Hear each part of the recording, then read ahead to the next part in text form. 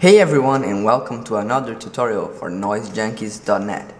In this mini short tutorial, we're gonna be learning how to manipulate textures and work with color to create a lava design. First of all, you will need a texture. I'm using a texture from the collection Right Gear from Video Copilot. It looks like this one. It's the Grunge number 2. If you have this texture, because if you own Right Gear, use it. It's perfect for the lava design. If you don't, I recommend taking a look at Flickr or any website that has royalty-free or free textures, and you should get one. Or maybe you could just take a picture. If you have a rocky place at your house, I definitely recommend. But this one is just perfect, and we're gonna be using it.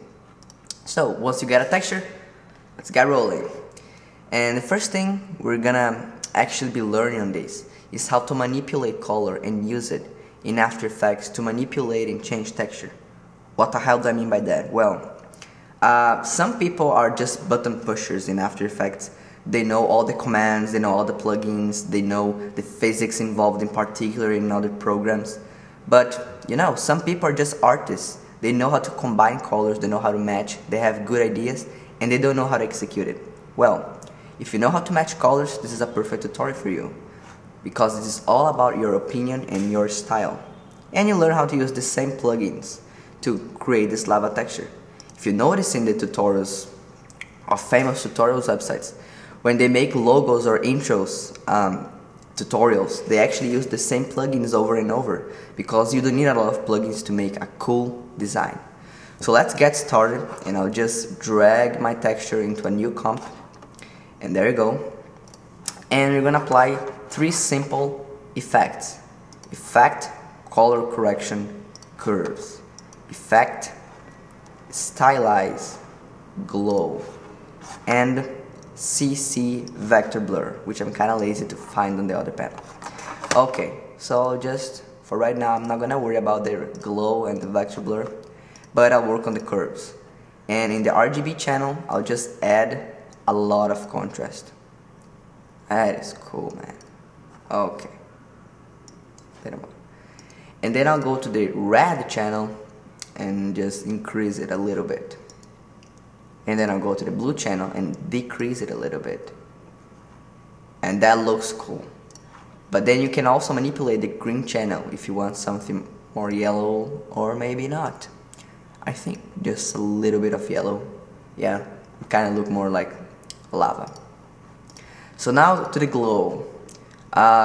Set the glow radius to like 49, so you kind of have those cool glowing little parts, and that can be easily changed when the intensity can be easily changed here. And it's again the paradox of the design. You decide how much you want.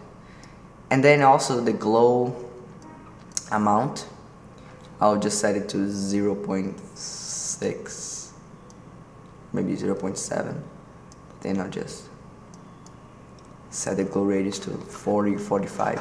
And that looks kind of cool, kind of centered, but hey, that's cool. And you see I'm not actually using the vector blur. I'm gonna hit Apple D. And in this one, we're gonna leave the settings, but we're going to vector blur, set it to constant length, and the amount to 50 or something like that. Again, depends on how much you want. And we have this very weird thing. We don't want that, but we're going to the blending modes and set it to overlay. It's just above soft light, and when you click it, you have a more intense feel.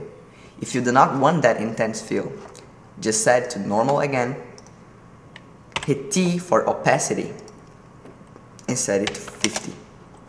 So now it's more smooth. You know what, I might just combine both overlay and 50. That's kind of cool. I'll also go to the bottom layer again. Oh, by the way, I'll just rename this vectorized so we don't get confused.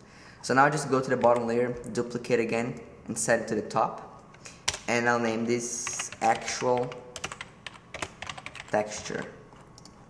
Now click it, delete the glow, delete the vector blur. I'll set the green channel to normal. I'll come to the blue channel, set it to normal again. I'll come to the red channel, set it normally. And the RGB channel, just gonna make some contrast. Like, no, that's not what I want. That's more what I want. And then I'll set the transparency to 25. And depends on how deep is your, or how shallow is the lava coming from the rock. Well, it's kind of cool. So, a cool way of manipulating textures, a cool way of creating a lava kind of texture design. So, that's it. I hope you guys have enjoyed this short but useful tutorial and that you can play around with color and manipulating textures. See you next time!